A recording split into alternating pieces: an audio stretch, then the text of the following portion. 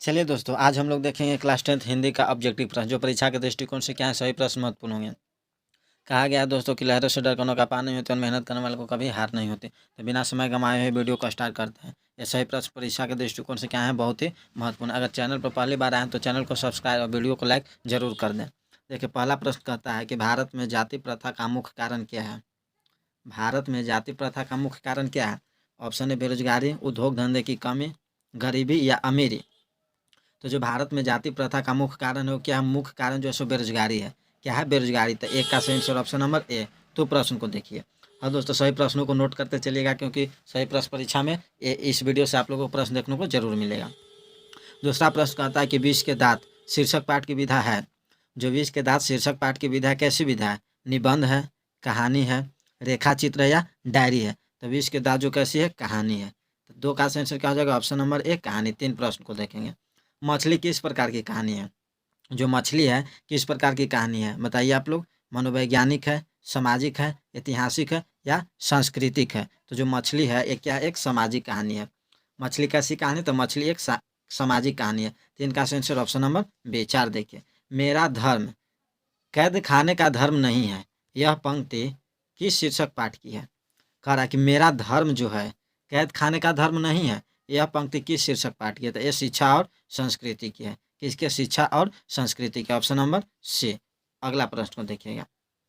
पांच प्रश्न कहता है कि लेखक अभिनव क्या साथ लेकर गए थे। जो लेखक अभिनव थे वो अपने साथ क्या साथ लेकर के गए थे। कुर्सी, पुस्तक, टाइपराइटर और टेप्स, मेज या डंडा। तो जो जो लेखक अभिनव थे वो अपने साथ क्या ले गए थे, पुस्तक, टाइपराइटर और टेप्स ले गए थे। पाँच का आंसर क्या होगा, ऑप्शन नंबर बी। आप लोग को वीडियो में बने रहें, पूरा वीडियो को देखिए, क्योंकि आप लोगों के लिए इसमें आगे बहुत जो है सो भिविया प्रश्नों को कवर किया गया। अगला देखिए, छठा, किसके बिना जो है सो प्राणी को मुक्ति नहीं मिलती है। जो प्राणी को किसके बिना मुक्ति नहीं मिलती है, मूर्ति पूजन के बिना, कर्म कांड के बिना, गुरु ज्ञान के बिना या तीर्थ यात्रा के बिना। तो जो प्राणी का मुक्ति नहीं मिलती, किसके बिना नहीं मिलती, गुरु ज्ञान के बिना क्या होता है कि प्राणी को मुक्ति नहीं मिलती है। तो छः का आंसर क्या होगा, ऑप्शन नंबर सी। अगला देखिए, अगला कहता है कि सवैया एवं छंद के सिद्ध कवि थे। सवैया एवं छंद के सिद्ध कवि कौन थे, रसखान थे या अनामिका थी, प्रेमघन थे या जीवनानंद दास थे। तो सवैया एवं छंद के जो सिद्ध कवि थे कौन थे, रसखान थे। कौन, रसखान। सात का आंसर ऑप्शन नंबर ए। आप लोग को वीडियो मजा आ रहा है कि नहीं आ रहा है, कमेंट करके जरूर बताइएगा। घनानंद किस भाषा के कवि थे। जो घनानंद थे ये किस भाषा के कवि थे, पाली भाषा के, ब्रज भाषा के, प्राकृत भाषा के या मैथिली भाषा के। तो जो घनानंद थे वो किस भाषा के थे, ब्रज भाषा के थे। किस भाषा के प्रसिद्ध कवि थे, ब्रज भाषा के। आठ का आंसर क्या होगा, ऑप्शन नंबर बी। नौ देखिए, नौ प्रश्न कहता है आम शब्द का परिवाची शब्द क्या होगा। जो आम है तो आम शब्द का परिवाची शब्द क्या होता है, प्रसून होता है या झक होता है, ध्रुम होता है या रसाल होता है। तो जो आम शब्द का परिवाची है वो क्या होता है, रसाल होता है। क्या होता है, रसाल। नौ का आंसर ऑप्शन नंबर डी। अगला देखिए, 10 प्रश्न कहता है निम्न में शुद्ध शब्द कौन है। हमको शुद्ध शब्द को चुनना है कि निम्न में कौन है। तो निम्न में देखिए, अनाधिकार, अनाधिकार या नाधिकार या अनाधिकार। तो कौन हो जाएगा, निम्न में जो शुद्ध शब्द है वो कौन हो जाएगा, तो अनधिकार। कौन हो जाएगा, अनधिकार। ऑप्शन नंबर जो है सो बी क्या हो जाएगा, सही हो जाएगा। 11 देखिए, 11 कहता है आमरण शब्द में उपसर्ग है। हाँ दोस्तों बताइए, उपसर्ग कहाँ लगता है। उपसर्ग जो है, उपसर्ग शब्द के पहले लगता है कि शब्द के बाद में लगता है। तो आप लोग कहिएगा कि जो उपसर्ग है वो क्या लगता है, उपसर्ग शब्द के किसी शब्द के क्या लगता है, पहले लगता है। तो मरण, देखिए मरण में क्या जुट गया, मरण में देखिए आमरण। तो मरण, मरण में हम अगर आ जोड़ देंगे तो क्या हो जाएगा, आमरण। तो कि या शब्द के पहले लगा कि नहीं लगा। तो 11 का आंसर क्या हो जाएगा, ऑप्शन नंबर ए। मरण में हम लोग आ जोड़ दे, क्या बन गया, आमरण। तो 11 का आंसर क्या होगा, ऑप्शन नंबर ए। 12 देखिए, मानव मुक्ति के पुरोधा किसे कहा गया है। मानव मुक्ति के पुरोधा किसे कहा गया है। तो जो मानव मुक्ति का पुरोधा है वो क्या कहा गया, भीमराव अंबेडकर को। किसे, डॉक्टर भीमराव अंबेडकर को। जाति प्रथा और श्रम विभाजन के लेखक हैं। किसके, जाति प्रथा और श्रम विभाजन के क्या है, लेखक हैं। अगला देखिएगा, मैं तो खोखा को इंजीनियर बनाने जा रहा हूँ। क्या, मैं तो खोखा को इंजीनियर बनाने जा रहा हूँ, यह कथन किसका है। कि मैं तो खोखा को इंजीनियर बनाने जा रहा हूँ, यह कथन किसका है, सेन साहब का, मिस्टर सिंह का, गिरधर लाल का या मुखर्जी साहब का। तो ये जो कथन है एसेंस साहब का है कि मैं खोखा को क्या बनाने जा रहा हूँ, इंजीनियर बनाने जा रहा हूँ। यह कब कहते हैं, जब पत्रकार क्या होते हैं, पत्रकार के साथ बैठ करके बातचीत करते रहते हैं, उस समय क्या कहता है कि खोखा टायर का हवा ही निकाल देता है ना। तो क्या हो जाएगा 13 का आंसर ऑप्शन नंबर एसेंस साहब। अगला देखिए, हितोपदेश का जर्मन भाषा में अनुवाद किसने प्रकाशित कराया। करा कि हितोपदेश का जर्मन भाषा में अनुवाद किसने प्रकाशित कराया। महात्मा गांधी ने, मैक्स मूलर ने, गुनाकर मूल्य ने या अमरकांत ने। तो जो हितोपदेश का जर्मन भाषा में अनुवाद है किसने कराया था, मैक्स मूलर ने। 14 का आंसर ऑप्शन नंबर बी। अगला देखिए, अगला कहता है नृवंश विधा का संबंध किससे है। नृवंश विधा का संबंध किससे है, जो नृवंश विधा इसका संबंध किससे है बताइए। खगोल विज्ञान से, मानव विज्ञान से, वनस्पति विज्ञान से या भूगर्भ विज्ञान से।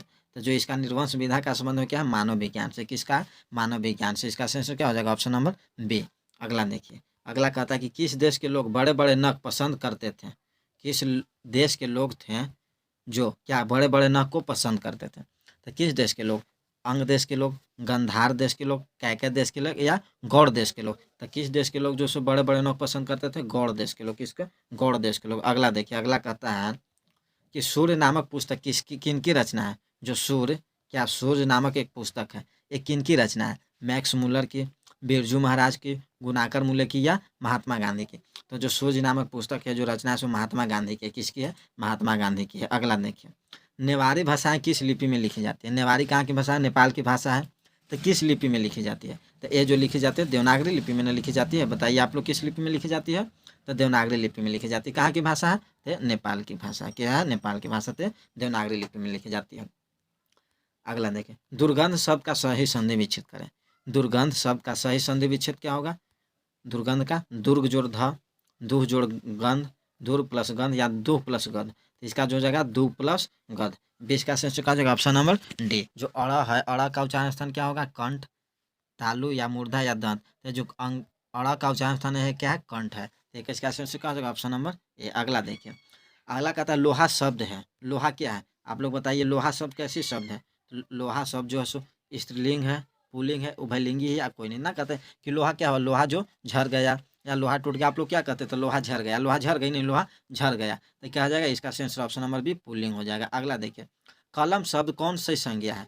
जो कलम है, तो कलम शब्द कौन सी संज्ञा होगी, जातिवाचक संज्ञा होगी, जातिवाचक संज्ञा होगी, व्यक्तिवाचक संज्ञा होगी, भाववाचक संज्ञा होगी या समूहवाचक संज्ञा होगी। तो जो कलम है क्या हो जाएगा, ये जातिवाचक संज्ञा हो जाएगा। क्या हो जाएगा, जातिवाचक संज्ञा हो जाएगा। अगला देखिए, नाच ना जाने आंगन टेढ़ा, लोलोक्ति का क्या अर्थ है।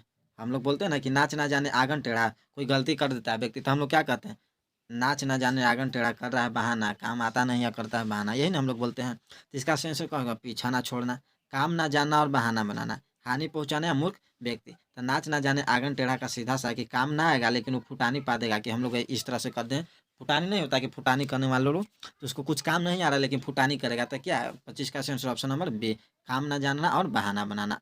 अगला देखिए, गुण शब्द का विलोम होगा। गुण शब्द का विलोम यानी कि उल्टा शब्द क्या होगा।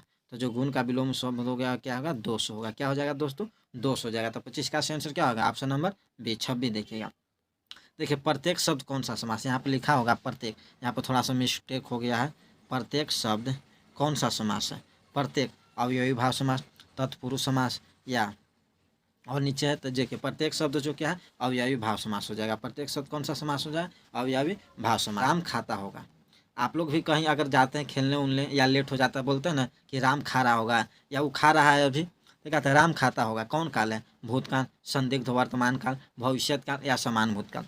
देखिए, राम खाता होगा, तो राम तो खाता होगा यानी कि खाने का काम क्या कर रहा है, अभी कर रहा होगा। यानी कि संदेह है, खा रहा होगा या नहीं भी खा रहा होगा। तो ऑप्शन नंबर बी क्या हो जाएगा, संदिग्ध वर्तमान काल। 27 का आंसर ऑप्शन नंबर बी। अगला देखिए, अगला कहता है सभा शब्द कौन संज्ञा है। सभा जो है, सभा कौन सी संज्ञा, जातिवाचक संज्ञा, व्यक्तिवाचक संज्ञा, समूहवाचक संज्ञा या भाववाचक संज्ञा। तो देखिए, सभा में क्या हो रहा है, तो सभा में जो हो रहा है समूह का बोध होता है। तो समूह अथवा समुदाय का बोध होता है, उसे किसे कहते हैं, समूहवाचक संज्ञा। तो 28 का आंसर क्या हो जाएगा, ऑप्शन नंबर सी, समूहवाचक संज्ञा। अगला देखिएगा, आग शब्द है, आग, आग शब्द क्या तत्सम है, तद्भव है, देशज है या विदेशज है। तो देखिए, अग्नि जो से क्या है, अग्नि है, अग्नि क्या है, अग्नि जो है से देशज है, अग्नि जो है से तत्सम है।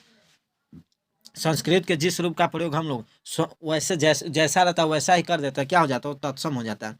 और तत्सम के बिगड़े हुए रूप को क्या कहते हैं, तद्भव कहते हैं। तो 29 का आंसर क्या हो जाएगा, तद्भव। अग्नि के हम लोग क्या कहते थे, आग कह देते हैं। तो 28 का आंसर क्या हो जाएगा दोस्तों, ऑप्शन नंबर बी, तद्भव। अगला देखिएगा, मगम्मा मिठाई किसके लिए ले जा रही थी, जो मगम्मा थे वो मिठाई किसके लिए ले जा रही थी, पोता के लिए ले जा रही थी, या पोती के लिए ले जा रही थी, भांजी के लिए ले जा रही थी, या बहू के लिए ले जा रही थी। तो जो मंगम्मा है दोस्तों किसके लिए ले जा रही थी, तो ले जा रही थी पोती के लिए। किसके लिए ले जा, पोता के लिए ले जा रही थी। तो इसका आंसर ऑप्शन नंबर ए। सबसे कमेंट कीजिए आप लोगों को क्लास में मजा आ रहा है कि नहीं आ रहा है। आप लोगों के लिए और अभी एक से बढ़कर एक प्रश्न को कवर करने की कोशिश किया गया। कहता है ढहते विश्वास कहानी में किस राज को बाढ़ एवं सूखा से प्रभावित दिखाया गया है। तो बताइए आप लोग, जो ढहते विश्वास कहानी है इसमें किस राज्य को सूखा से प्रभावित दिखाया गया है। किसको, उड़ीसा को, बिहार को, नेपाल को, या केरल को। तो किसको दिखाया गया है, उड़ीसा को। किसको, उड़ीसा को दिखाया गया है, क्या, बाढ़ और सूखा से ग्रसित दिखाया गया। तो 32 का आंसर क्या हो जाएगा, ऑप्शन नंबर ए।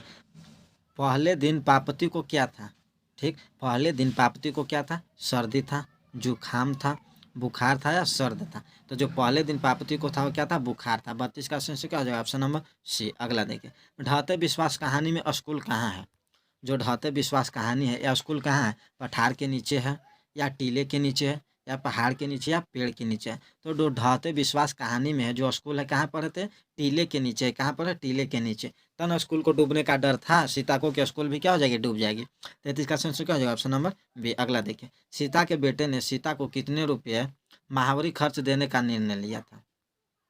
तो कितने रुपये देने का, सीता के बेटे ने सीता को महावरी खर्च देने का कितने रुपये निर्णय लिया था, 100 रुपया, 50 रुपया, 70 रुपया, या 80 रुपया। तो कितने रुपया लिया था, तो 50 रुपया था, जो तीनों बेटा देने के लिए क्या किया था, निर्णय लिया था। सीता के कितने पुत्र थे, जो सीता थी, सीता के कितने पुत्र थे, 3 पुत्र थे ना, सीता के 3 पुत्र थे। तीनों ने कहा था कि 50-50 रुपया क्या करेंगे, महीना मंथली बांध देंगे। अगला देखें, अच्छे लड़के परिश्रमी होते, कौन वाक्य का उदाहरण है।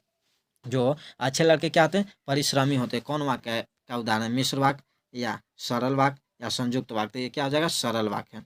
क्या, सरल वाक्य है। तो 35 का आंसर क्या हो जाएगा, ऑप्शन नंबर बी। अगला देखिए, अगला कहता है संतु मछली लेकर क्यों भागा।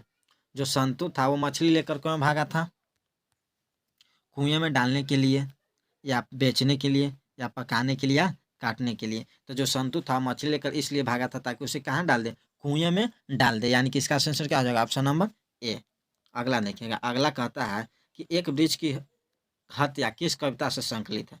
तो जो एक वृक्ष की हत्या किस कविता से संकलित है, दुष्चक्र में चक्र, इन दिनों, सदा निराया, ग्राम्या। तो एक वृक्ष की हत्या है जो किससे, विष, इन्हीं दिनों से, किस कविता से संकलित है, इन दिनों। किस कविता से है दोस्तों, तो इन दिनों कविता से संकलित है। ये आप सभी प्रश्नों को नोट करते चलिएगा। अगला देखें, नदी के द्वीप किस कवि की रचना है। जो नदी के द्वीप है ये किस कवि की रचना है, तो ये है सच्चिदानंद सिन्हा आगे। किसकी, सच्चिदानंद सिन्हा आगे। यानी कि इनका शॉर्ट नाम क्या होता है, बी होता है। अगला देखिएगा, सदियों की ठंडी बुझी राख सुख बुगा उठी, मिट्टी सोने के ताज पहन इठलाती है। क्या इठलाती, किस कविता की पंक्ति है, बोलिए। कह रहा कि सदियों में से की ठंडी बुझी राख सुख बुगा उठी, मिट्टी सोने का ताज पहन क्या इठलाती है, किस कविता की पंक्ति है।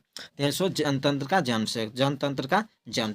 अगला देखिए, जिंदगी और जो किस लेखक की रचना है। जिंदगी और जोक है सो किस लेखक की रचना है, तो जो है किसकी है, बताइए आप लोग। तो जो है सो अमरकांत की है। किसकी है, अमरकांत का। 40 का आंसर क्या हो जाएगा, ऑप्शन नंबर सी, जिंदगी और जोक। अगला देखिए, अगला कहता कि मैं पढ़ रहा हूँ किस काल का उदाहरण है। कह रहा कि मैं पढ़ रहा हूँ किस काल का उदाहरण, वर्तमान काल के, भूतकाल के, भविष्य काल के, इनमें से कौन। तो क्या मैं पढ़ रहा हूँ यानी कि अभी पढ़ रहा हूँ, तो क्या हो जाएगा, वर्तमान काल के हो जाएगा। अगला देखिएगा, लंबोदर शब्द कौन समास है। लंबोदर शब्द है जो कौन सा समास है, तो ये बहुब्रीहि समास है।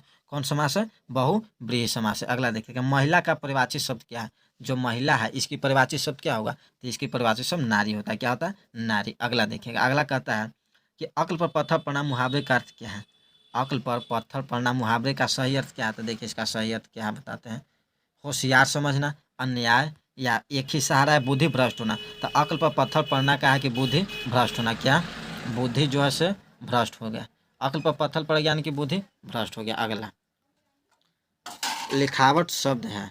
जो लिखावट शब्द एक ऐसा शब्द है, स्त्रीलिंग है, पुल्लिंग है, या उभयलिंगी है, कोई नहीं है। तो जो लिखावट शब्द एक ऐसा शब्द ये है, स्त्रीलिंग शब्द। कैसा है, स्त्रीलिंग शब्द। अगला देखिएगा, श्रीमान शब्द का स्त्रीलिंग रूप क्या है? श्रीमान शब्द का स्त्रीलिंग रूप क्या है? श्रीमान है या श्रीमणी है या श्रीमती है या श्रीमान है?